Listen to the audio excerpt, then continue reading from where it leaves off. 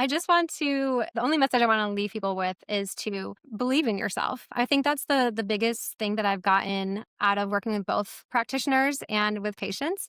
Sometimes, they set goals of, I just want to be able to reduce this one medication. Or if my energy went from a 2 to a 4, I'd be happy. And, with practitioners, I just want to be able to not have people like laugh me in the face when I'm, meeting with them. And one of the things that really fuels my work in both of these businesses is helping people to reach their potential. If you have been sick for a long time and been dealing with health issues for a long time, and you say, I've already addressed mold, you might not have addressed it thoroughly enough. There might be still mycotoxins in your environment.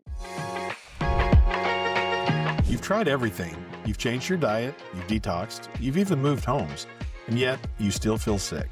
Headaches, brain fog, fatigue that no one can explain. What if it's not you? What if it's your environment? Welcome to Mold, Mycotoxins, and More. I'm John Bodie. Each week, I sit down with experts uncovering how mold, mycotoxins, and environmental exposures affect your health, and what real recovery looks like. Let's get into today's conversation. The information provided on the Mold Pros podcast is for educational and informational purposes only and is not intended as medical advice, diagnosis, or treatment. Listening to the podcast does not create a doctor-patient or professional-client relationship between you and the podcast host, guest, or the Mold Pros. The content shared should not be used as a substitute for professional medical advice, diagnosis, or treatment.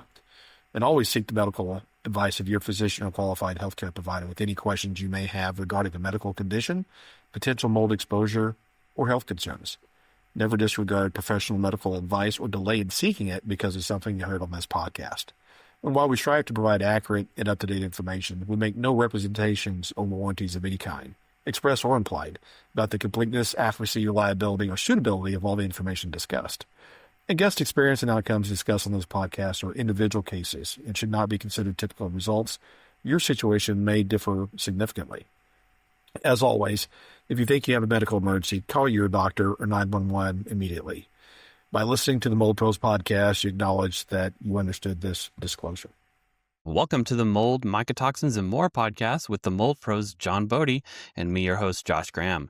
At the Mold Pros, we provide a better way to remediate mold and indoor air quality issues, and the Mold Pros is the natural choice for indoor environments. Be sure to listen to the end today to get a special promotion code to get $100 off a mold inspection when you use the code Katie. And we say hello first to my co-host, John Bodie, Vice President of the Mold Pros. How's it going today, John? It's going great. Glad to be here. Excellent.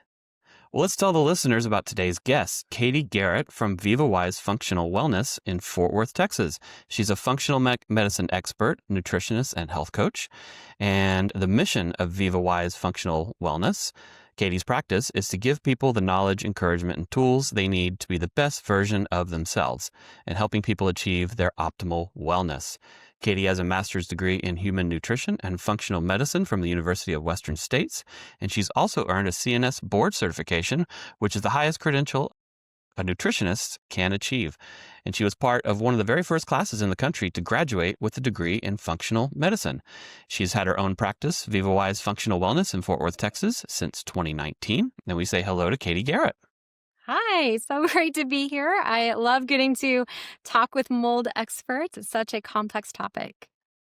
Excellent. It sounds like you and John have worked together a lot, you and the Mold Pros. And it sounds like you refer clients to him and you guys have a great relationship that's been going for a while, huh? Yes, I've heard him speak on multiple summits and conferences and enjoyed the pleasure of getting to meet him in person at a functional medicine conference this year. And unfortunately, I've also used their services personally in my own home as well as with my clients. Aha. So that's a real testimonial right there.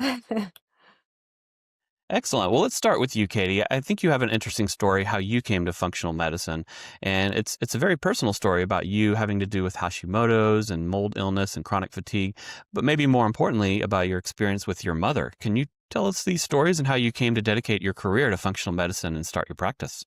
Yes, I grew up in a very small home that had 7 people in it, and my mother came down with fibromyalgia. But we didn't really know exactly what it was. This is like the mid-90s, and people weren't really talking about that condition very much yet. And so she just was sick all the time, all over the place. The rest of us 5 kids also developed illnesses even during our childhood. So my older sister was diagnosed with Hashimoto's as a teenager. And then I got diagnosed with Hashimoto's in college. So now all 5 of us kids do have autoimmune disease. And we've also had a plethora of other chronic health issues as well. So, in my childhood as a teenager, trying to figure out my mom's health issues because I'm the middle child. So, I'm a good, let's keep the family together and solve this. I started doing a lot of reading about alternative medicine because functional medicine wasn't too much of a thing yet. So, I was reading Mark Hyman and Chris Kresser before they were really part of the functional medicine movement, trying to solve her health issues. I later learned when trying to figure out my own health issues that our house actually did have quite a bit of mold in both bathrooms. And enough where it was very visible, growing through the wall, growing through the floor, and that we were all exposed to that, including my mother. And we now know, we're going to talk about in a little bit, how histamine is an issue for those with fibromyalgia. Excellent. Excellent. And you talk about, there's 4 pillars that your practice has, the 4 foundations, I guess. Could you talk about those? Yes. So we have a practice called VivaWise Functional Wellness, and it's for helping patients to be able to heal from chronic illness and just symptoms and not feeling as well. And we start all of our patients with the 4 foundations of wellness. So this is nutrition, stress recovery, movement, and sleep.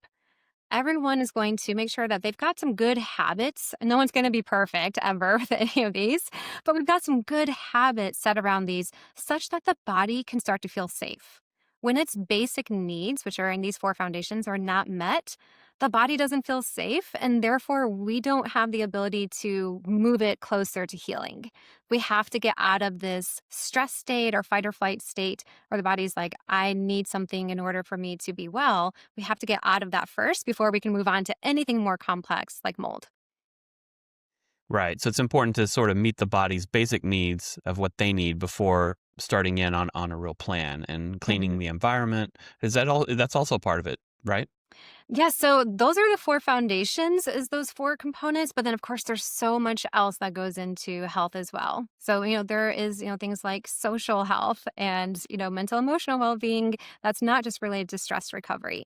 There's genetics, there's the environment, there's finances, there's your culture that you live in. So there are definitely other aspects. The thing is that when you have healthy foundations, you are more resilient to handle those other aspects. So we have, one family living in a really moldy home. Every single family member has a totally different reaction to that mold. Some people's bodies are healthy enough that the immune system isn't flagging anything crazy. The body's detoxing the mycotoxins really quickly, and their general health isn't changing a lot. Whereas you have others that are so sick they can barely get out of bed, living in the same environment. And the biggest difference between those 2 is, do you have all of your physical needs met? Do you have that resilience that comes from those 4 foundations? Yeah, You almost like talk you serve about as sort of a counselor first, sort of like you counsel the person first to kind of figure out, when I say environment, it's sort of their broad environment, their mental health and everything. I think that's really interesting. We do. In the initial evaluation, we ask them if they are socially connected, if they're spiritually connected, who's at home with them. So, we do ask those broader environmental questions. It's not just biochemical. one of the things we hear so much about, Katie, is kind of that teeter-totter or fulcrum, that we're okay, we can handle a certain amount of stressors in our life, then all of a sudden, once it tilts this way, then all of a sudden that's when kind of the wheels fall off the wagon. It sounds like Yeah. that's exactly what you're talking about. Yes, exactly. So everyone's resilience is so different. If you have a large amount of resilience, you can handle a large amount of challenge. So there's people, living in Texas. I'm here in the DFW region. We're in the top 5 places of allergies every single year on all the lists. And we have low air quality, and we have a lot of mold here and other issues. But we can have ragweed be super high, and you have half the population with, itchy eyes and ears and sinuses, and the other, you have a small portion of the population that can't tell that ragweed is elevated, right? Because they have resilience to that. A small part of your resilience is your genetics. So there's a small part of resilience that you're not going to change ever, but the majority of your resilience is going to be based off of your lifestyle and what's happening internally, externally. So that's always our goal. Is we don't people will say, "Oh, I don't want to eat, gluten-free for the rest of my life," or "I don't want to have to cut out alcohol to have good labs," or things like that. I always let people know if you're in a healing season, you have low resilience, so you need low challenge. So Yeah. even though this way of eating that we're asking you to do is not maybe sustainable for the rest of your life, it is exactly what you need in this moment. Yeah. That's a great approach. Yeah, that makes a lot of sense. And you mentioned mycotoxins, of course, in there. And in my experience, being not an expert in the field, but working within this field, and I've worked with Dr. Dennis Hooper at Real Time Labs and his new company Silver Gene.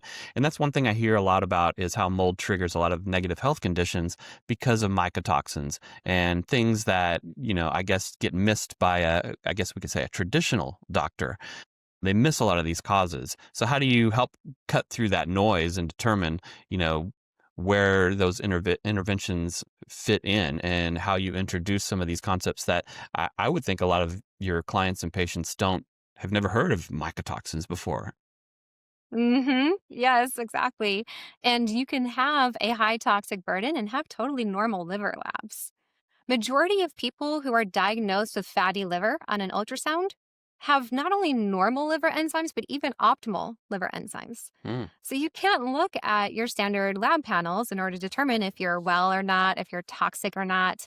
So you don't want to be like, okay, I've been exposed to mold, but I don't have to worry about the mycotoxins because all my labs look good. That's not going to be an accurate assessment. Instead, we start with always getting the patient story. Everything starts with the patient story. That's of way more course. valuable than any lab test out there.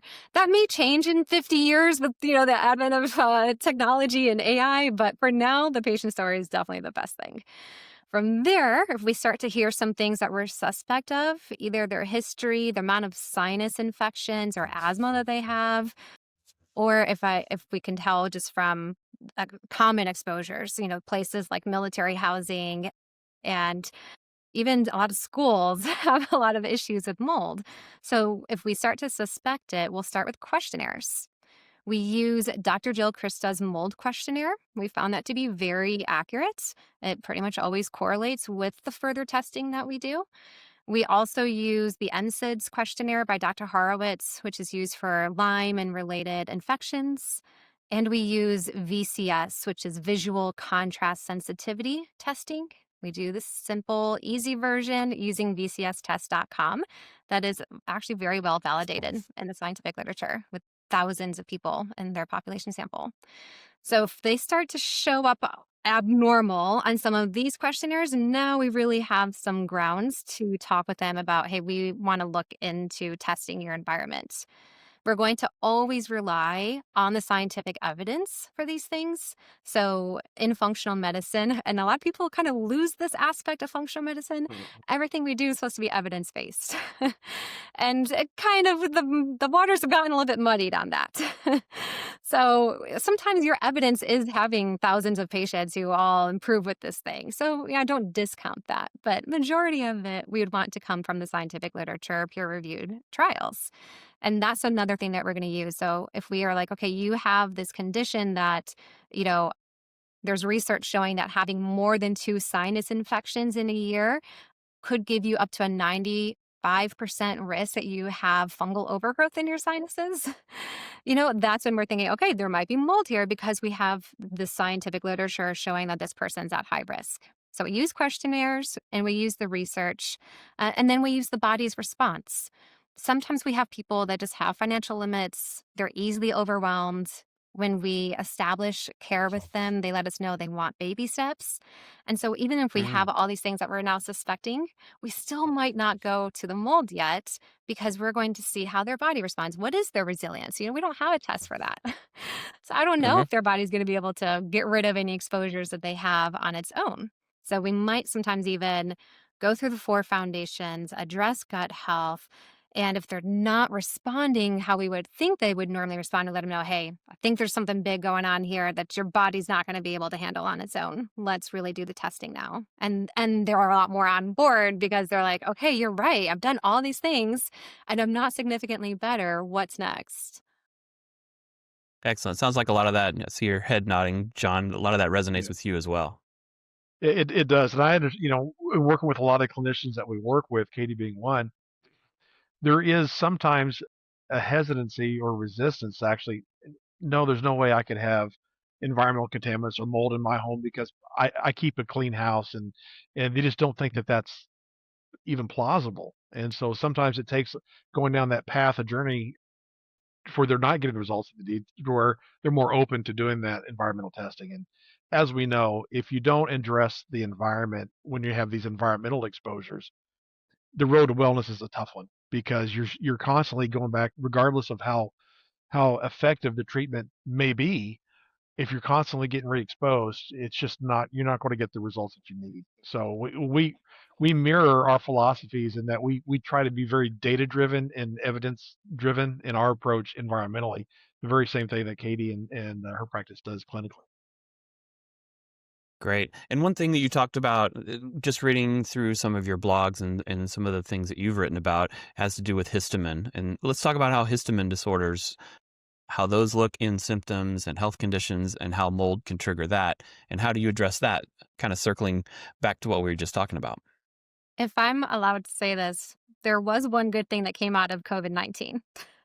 And that was an explosion of research on histamine because COVID-19 triggers a massive flooding of histamine, which then triggers all kinds of symptoms and even the creation of health disorders or even diseases. So we now know a lot more about histamine than we used to. We always knew it was a big problem. And now we have a lot of that evidence that we need to really discuss it with our patients. And it's going to continue to be discussed.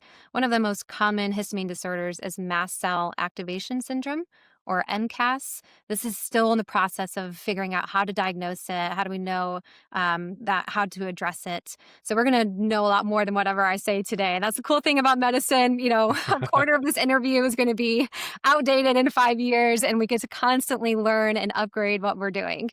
But we know at this point that histamine does some things that you would never expect. When you hear histamine, you think of allergies, right? You take an antihistamine. That's what histamine does, is it does the things that you take an antihistamine for.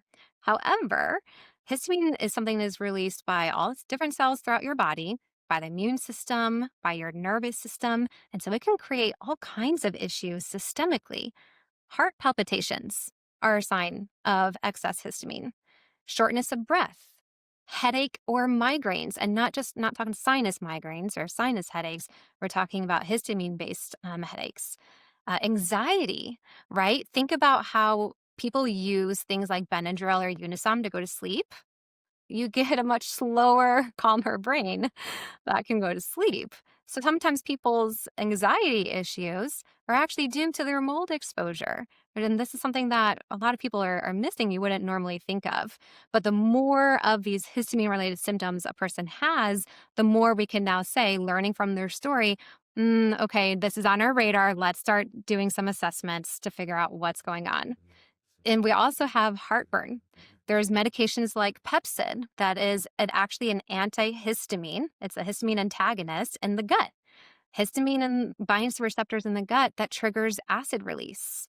So if you have too much heartburn, it could be because you're having a histamine response to the food that you ate.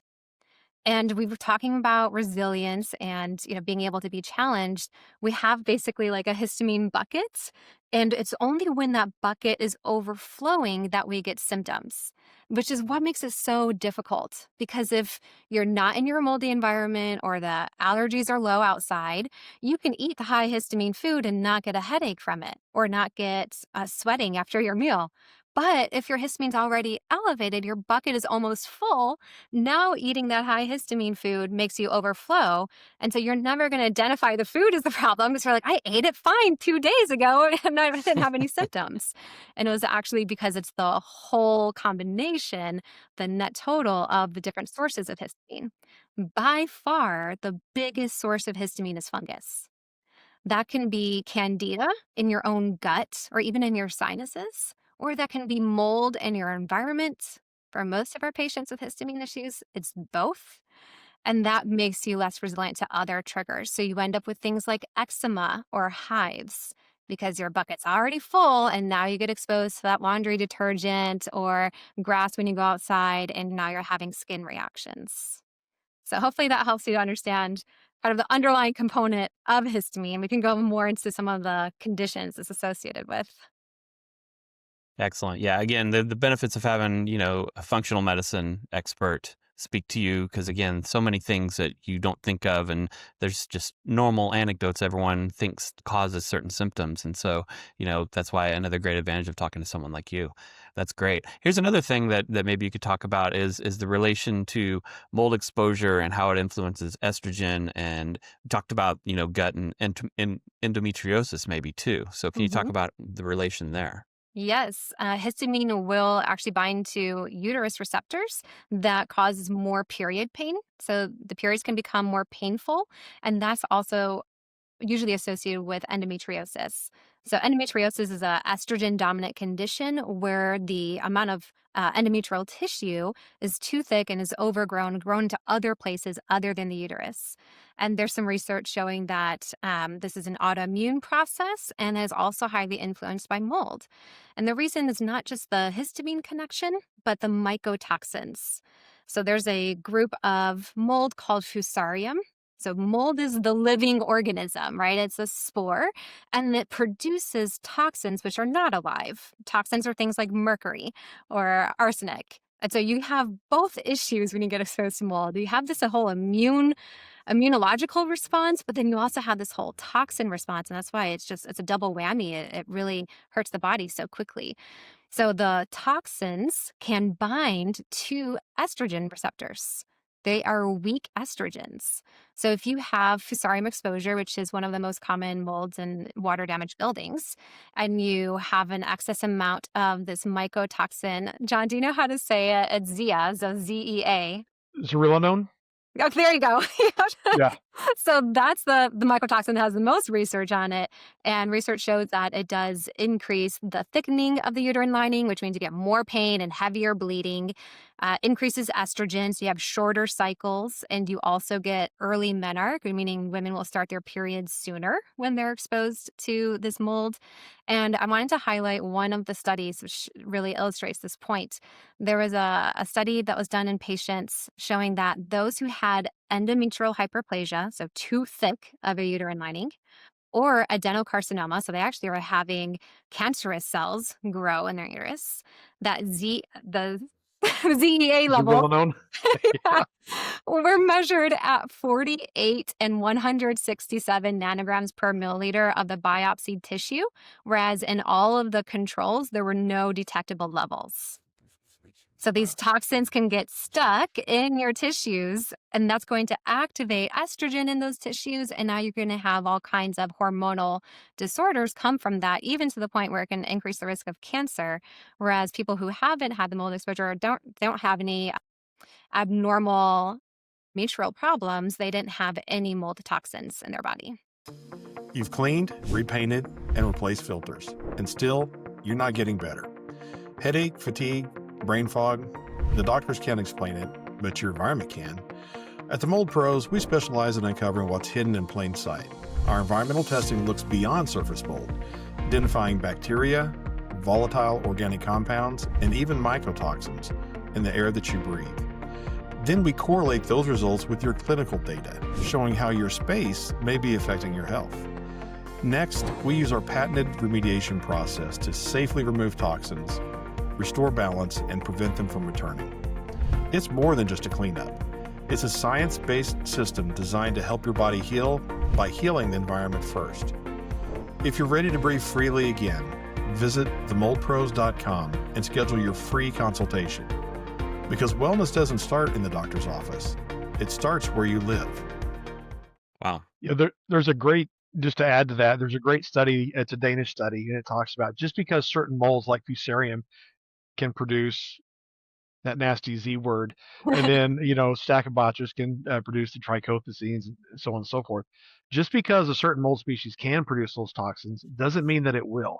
It takes the right environmental conditions, and that's when these certain species have developed the ability to, once they feel threatened and they need to stake out their territory, that's when they start producing, right? And it's environmental factors such as temperature, humidity, and food source, as well as other microbial uh, organisms that are competing for that food source. And so we just happen to be kind of collateral damage when these species start producing to kill off everything else that's taken over their drywall or sheetrock or whatever they're trying to feed on.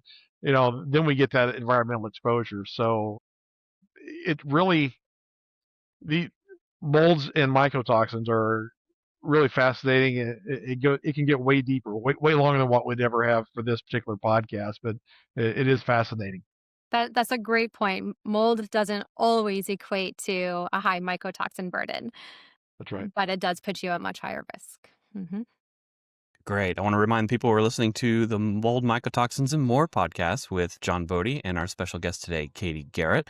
And I want to get to eventually how, Katie, your practices worked with John and maybe some client stories. But a couple of the other, foundational pieces that you work on is movement and sleep. We haven't talked about that as much. So tell me how you work with patients and clients on altering what they're doing in their movements and at night and things like that to help their health.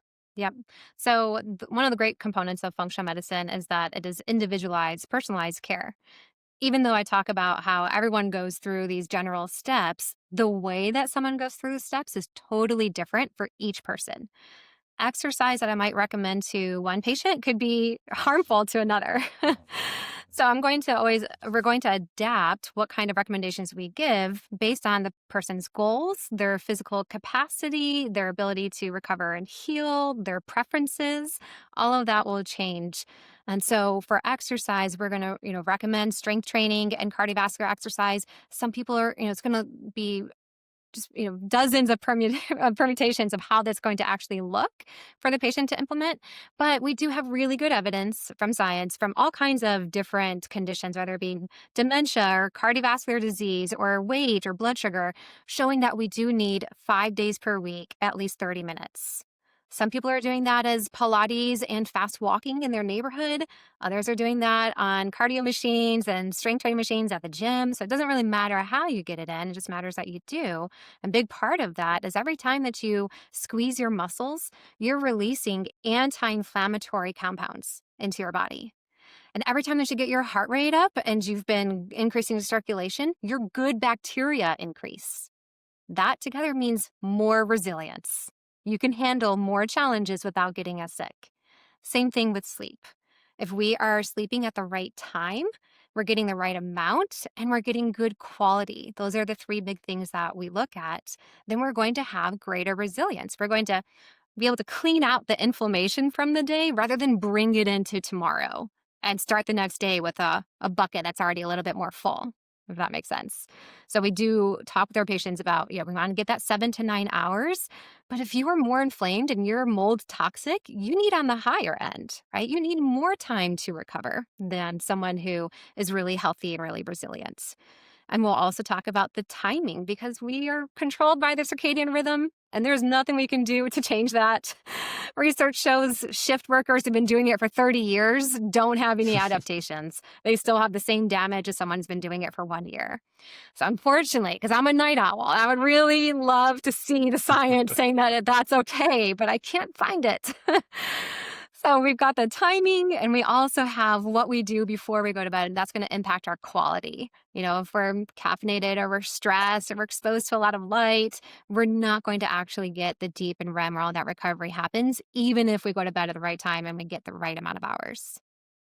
So the wind down is just as important as the actual sleep Mhm. itself, the working toward going to sleep. Yep. Interesting. Great. Well, again, you and John at the Bold Pros have worked together for a long time. It sounds like you've, referred a lot of clients over to John. So tell us why you trust John and the Mold Pros and his team to take care of some of the issues that you see with your clients. Yeah, like he said earlier, it's evidence-based. So whenever we ask questions, we know that we're getting responses from people who have really looked at the science, and they're not going off of, well, these last 10 patients had this experience, and so you'll likely have this. I don't want my patients to be guinea pigs. I want to be going off of thousands or tens of thousands of data sets to know what we should be concerned about, how we need to address something. So that's one component. And of course, what really drew me into the Mold Pros is their focus on not exposing you to any additional toxins. A lot of the mold remediation process is going to release volatile organic compounds or VOCs from other companies because they're going to use barriers and they're going to use things that can seal that actually have chemicals in them. And these can be released into the air for the next months or even year. And when we breathe them in, they're worsening our health. I didn't want to try to make someone better and just so happens, oh, that person is actually sensitive to this chemical. Whoops, now they're not any better and they spent all this money, right? So Wow. let's use things that the body already is familiar with, that's been around for thousands of years. Things like essential oils or citrus-based extracts that can be effective, that have been shown with evidence to be able to kill the mold spores, maybe even degrade the mycotoxins, and won't add to that challenge of my patient's immune system or detoxification system. Yeah, we find a lot of, to Katie's point, a lot of these individuals that are immunocompromised are also chemically sensitive. Hmm. I was on a phone call probably Thursday or Friday of last week with one of our Florida clients who had a remediation done by another company about 6 months ago, and the product that they use, she still smells that product and scents of that product when she goes to her house 6 months later. And so now Oh. it's okay. So how do we get rid of what cured the mold problem? It's a whole nother. What's the old saying? The cure is sometimes worse than the disease, and can be. So Mm-hmm. yeah, we use a nature versus nature approach, enzymes and citrus-based botanicals. Yeah, exactly. And of And it course, you sounds guys like, also have great yeah, customer service as well. So anytime we have a question or a patient has a concern that they're bringing to us and we want to, if we vouch for you guys, we don't want that to reflect poorly on us, right? So we need to be able to reach out to you to clarify something because this is a really complex process. And sometimes to a patient, it can look like something's going wrong or something wasn't done right because they don't understand the whole process. And so to be able to reach out and quickly get answers and then respond to our client and let them know, actually, this is how it goes, this is okay, and kind of calm everything down and keep it going and stay having a good relationship with our client. That's really important. So I do love how responsive you guys are. Yeah, thank you. Hmm. that's great to hear. Yeah, and it sounds like part of this is knowing that it's important the order to go into a home that is experiencing some of these mold issues, and when you're addressing that and not going in the right order can create a lot of other reactions and issues. John's team current sees that quite a bit. That sounds like what you were talking about making sure you do everything in the right order as you approach, remediating, I guess you could say. Hmm. Yes. So let me go back and just kind of summarize what that order is. And then I can highlight that with one of the clients that we've had that has worked with the Mold Pros that we Perfect. went through this order with. So we start with assessment, right? We get the client story. If we see some concerning things in there, we're going to check the labs. Oftentimes things don't show in labs, but sometimes you can see high levels related to histamine or high levels of things related to gut or detox issues. For example, GGT is a marker of glutathione. It's a super cheap lab that you can run on anyone. It's very common for it to be normal in people with mold problems, but some of my patients who have had very significant chronic mold issues, it will be elevated.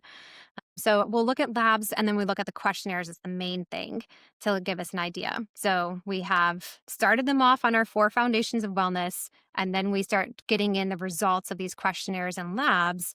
And if everything comes back abnormal while they're working on the 4 foundations, now we're going to do some more assessment of their home and their work environment, their car, anywhere that could be a concern. I know there's a lot of controversy on this, but we like the mold plates specifically from a specific company. So we do like to start there as a screening test. It gives us an idea of, does this have to be addressed before we do anything else? How severe is it? How serious do you need to be about convincing your partner or taking out that money to get the inspection? and consider remediation. So we will do that assessment. And then we have all this information that we can put together. And they've already been a couple follow-ups in, and they're already starting to see that what we do is helping them, but there's not going to be like a miracle cure on its own. And so at that point now it's okay, go get your inspection. And then if it's abnormal, get your remediation. So while they're doing that, if we know that they are going to be making steps and they're going to have a clean home fairly soon, we will already start on rebalancing their gut, because that's typically a couple month process. So we want to be done with that around the time that they're done with their home being cleared.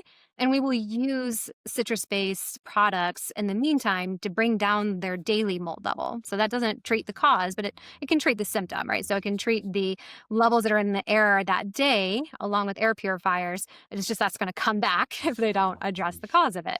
But it does help to provide a safer environment, short term.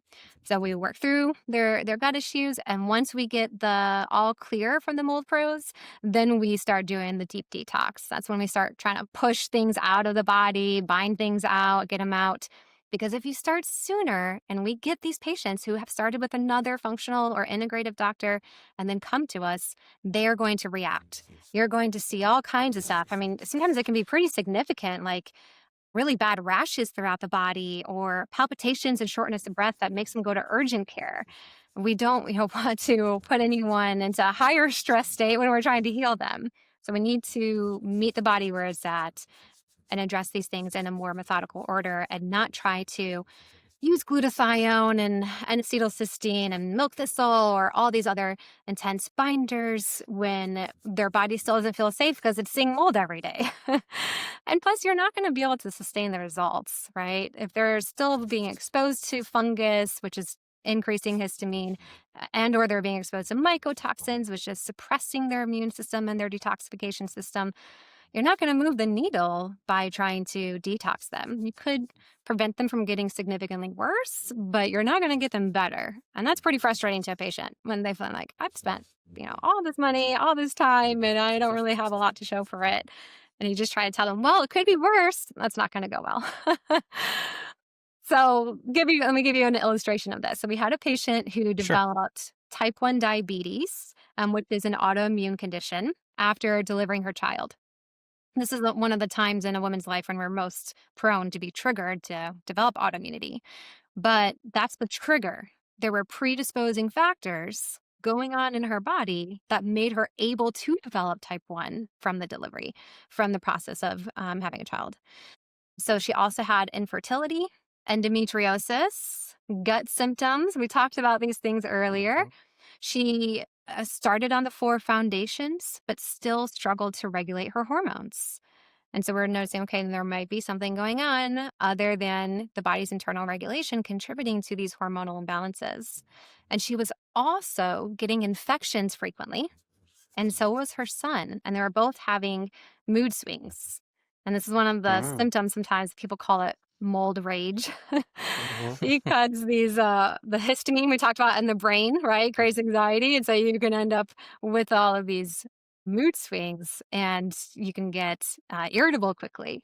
So we started to put those pieces together, and our nutritionist, Tisa, was suggested to the patient, hey, you might have a mold issue. We've already tried the 4 foundations. You're still getting sick. You still have the hormones. Let's just check for mold in the environment. Ran the mold plates, and they came back quite high in several different areas of her home. So she then suggested that the patient go see the mold pros. They got an inspection done, and sure enough, they did have some significant mold issues. The patient also, we could see on the plates, candida, which is an internal fungus, not water damage building related. So we knew, okay, she's getting histamine from the environment and inside. No wonder she can't regulate things. So she helped to support the patient's gut, and we use oftentimes just charcoal as just a easy single binder so that the body doesn't reabsorb toxins, but charcoal itself doesn't get absorbed. So we're not really going in and detoxing the patient.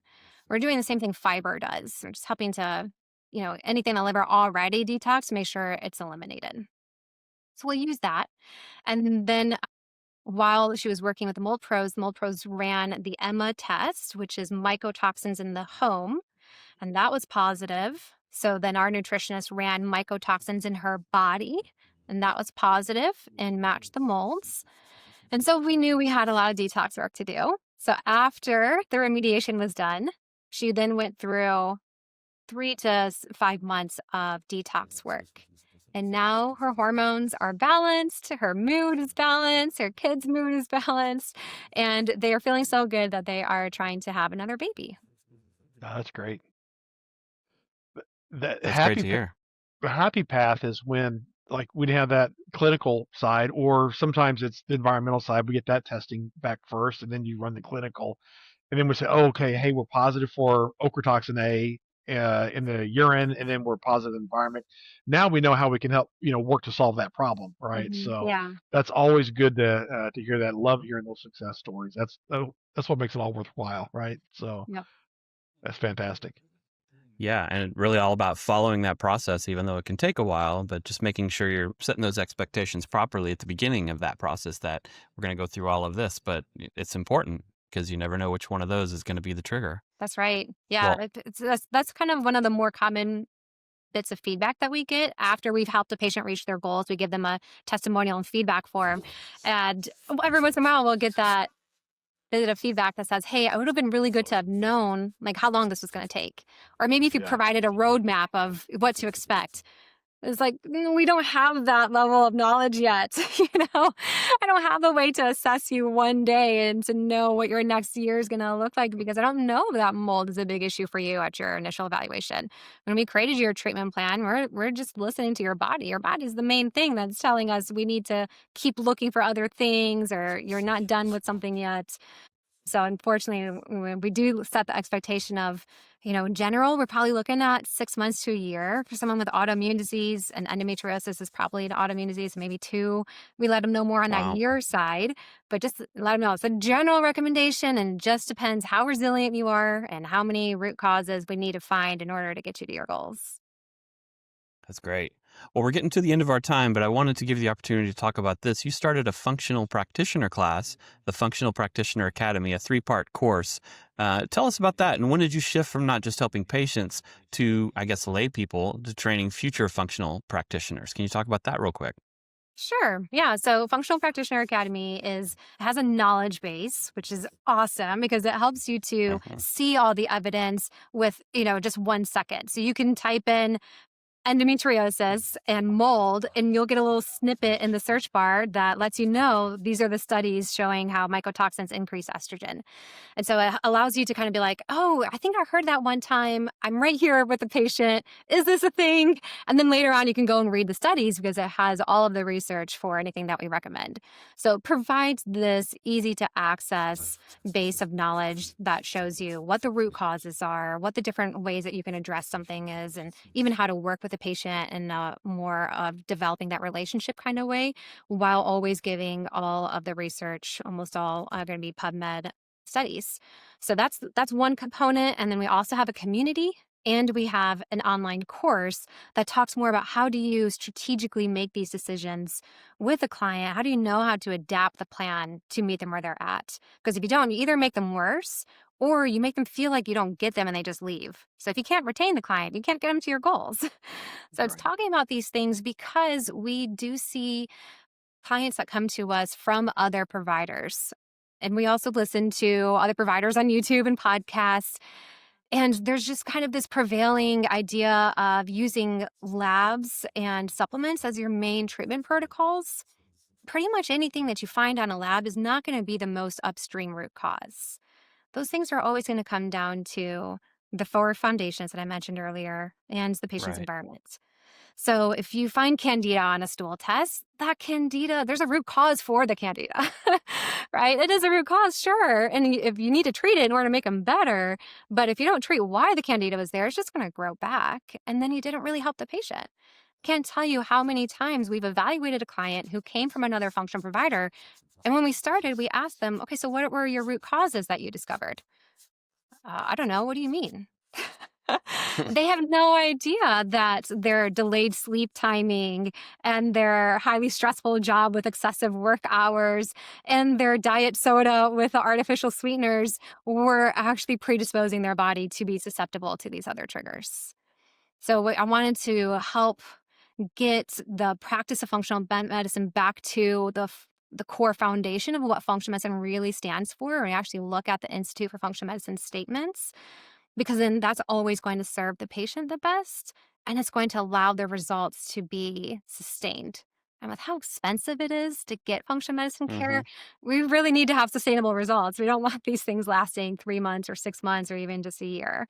So we wanted to help Hmm. to elevate that patient care and make it easier, because I'm sure a lot of providers would like to practice the way IFM has it set up, but it's just hard. It's chaotic. It's complex. It's messy. It's humans, and we don't have great diagnostics yet. So I wanted to streamline that, make it easier, do all the work for everyone else so that they could just jump in and work with patients. Katie, That's great. that is a fantastic thing. And here's what we should circle back after, of course, this recording and see how we can help support you on the environmental side of that for that knowledge Mm. base. Yeah. Yeah. Happy to contribute and help move that forward. Okay. Thank you. I love that. And that's a great opportunity for you. So tell us where people can find the course. Tell us where people can tell us your website so people can find all of that great information. Yep. So I've got, VivaWise Functional Wellness, which is the clinic side. So that's where we see patients. And then we have Functional Practitioner Academy. The website is fxpractitioner.com. And there's free resources on there. So we have published some of the pages in our knowledge base, so people can just get in and start seeing the research and the protocols right away. And then I also have a free course as well that starts talking about how to get to that true core foundation of functional medicine, how to think differently about your patient's root causes. And both of those websites have all the, YouTube and Facebook and Instagram and all those things. Excellent. And then we'll add all of those links to the show notes after so everyone can see that. And we are wrapping up, but we wanted to let the listeners know about today's promotion with the Mold Pros. If you go to themoldpros.com right now, you can get $100 off a mold inspection when you use the promo code KATIE, KATIE.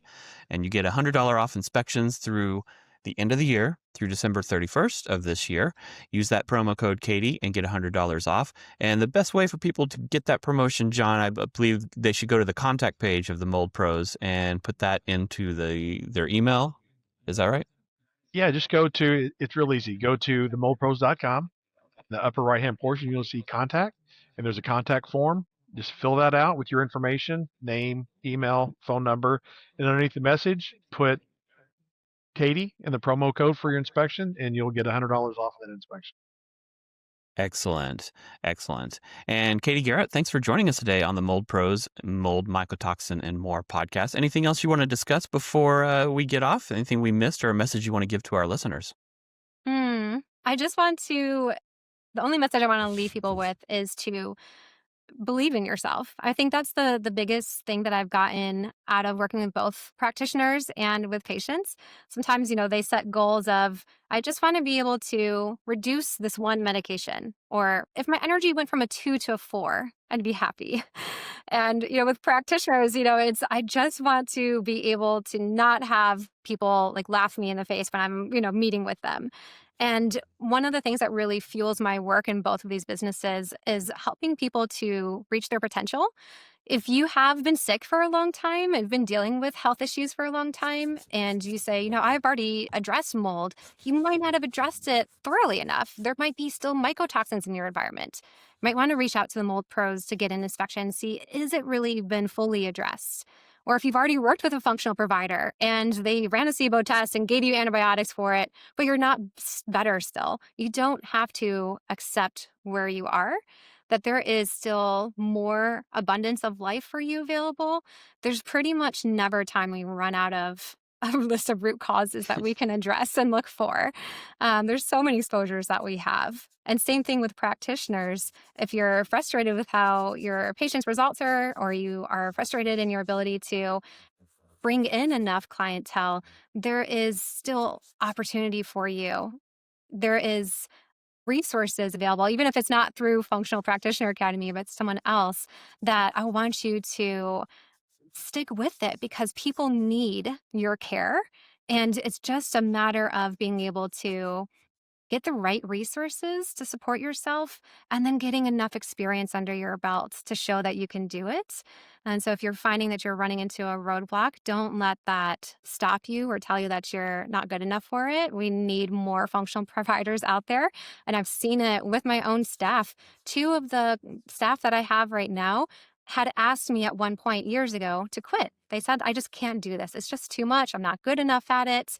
And here they are years later, and they have dozens and dozens of patient testimonials of people's lives that they've changed because they stuck with it and allowed that friction to lead to growth rather than to make them quit. So I just want to leave that with you guys to fulfill your potential. There's usually a lot more life available for us. That's What a great. great And one more time, message. the website address, Katie, one more time. fxpractitioner.com. Excellent. Great. Anything else to add John, that you want to add here at the end? No, Katie, just I really appreciate you carving out time. The work you do is so important. I always enjoy the time we have together.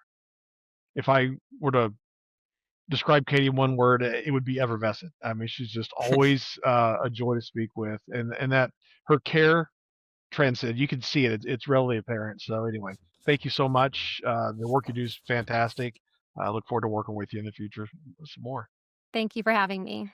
All right, thanks. Well, Katie Garrett, thanks again for joining us today on mold, mycotoxins, and more. And thank you, the listener. And be sure to add and like us on your podcast listening platform of choice.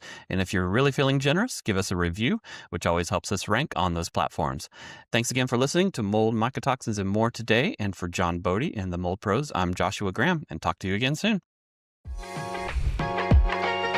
You've been listening to Mold, Mycotoxins, and More with John Bodie. If you're ready to take the next step towards a healthier home, follow the show and visit themoldpros.com for your free consultation. Because clean air is the first step to true healing.